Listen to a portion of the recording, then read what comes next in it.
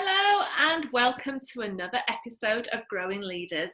I'm Barbara and today we are going to be talking about how to cascade information to your team without it getting misunderstood. Right, remember when you were a kid and you used to play the telephone game? You know, the game where you made a line with your friends and the person at one end started whispering a silly phrase from person to person, and it got cascaded right down the line until the person at the far end had to repeat it out loud to see what the phrase had become. Remember? Well, I'll let you into a little secret. We are still playing that game all these years later. Although you might not be a child anymore, nothing has changed apart from now you're probably playing it at work. Because it's not uncommon for me to see managers briefing their teams by either reading out a message for everyone to hear, or just sticking up a piece of paper on the notice board, or sending it out via email. Teams would then interpret the information in different ways, and they might discuss it with their colleagues or mention it to their friends at lunch, and before long the message gets passed from person to person and everyone understands it a little bit differently, sometimes bearing little or no resemblance to what was originally said. Sound familiar? Yeah, the telephone game isn't just a game for kids. It's real and it's something we need to be aware of. So next time you have to cascade a briefing, think about how you're going to do this to minimize any misunderstandings. And I'm going to share some tips for you that'll help you to do that. So tip number one is to keep it simple.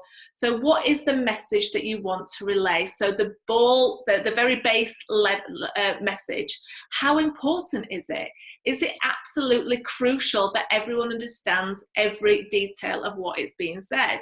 If so, make sure that your message is crystal clear by running it past a couple of people to see if they understand it first. Avoid any jargon and technical terms and just keep it as simple as possible. Tip number two, think about the best way to brief your team. So your team will all absorb information differently because there are different people in it. Some will prefer to hear it while others will prefer to read it. So if possible, cover all bases. Go through the briefing with your team with you explaining and not necessarily reading, if you can help it, the briefing. Stick to the facts and avoid digressing and going off topic. You might want to post the briefing to the notice board or email it round to give everyone the opportunity to read it at their leisure, and that will cover the different learning styles that you've got in your team as well. Tip number three is remember the rule of three. Now, the rule of three suggests that as humans, we tend to remember things more if they come in a three. The idea behind it is that our brains like patterns, and three is the smallest number we can use to make a pattern. Anyway, if our brains work best that way, then go with it. Use a list of three in your briefing and give them headings that are easy to remember. And the final tip are questions are so important. Take the time to ask your team questions to see what they have taken from the briefing and what you need to clarify. You can do this straight after the briefing if you want, but also try and make some time to ask some questions maybe the following day after everyone's had some chance to reflect. Remember to also make some time for you to be available for your team to come to you, maybe on a one-to-one basis, and ask any questions that they might have, whether that might be at the end of the briefing or at a later date.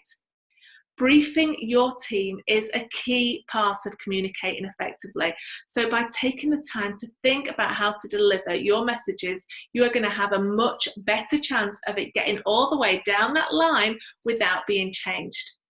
So I would love to hear your comments and your thoughts, and maybe some tips that you want to share on how to cascade briefings and messages to your team without it being misunderstood. And for more hints and tips on how to grow as a leader, come and join me at barbaranixon.co.uk and subscribe to one of the free resources, and I'll see you there.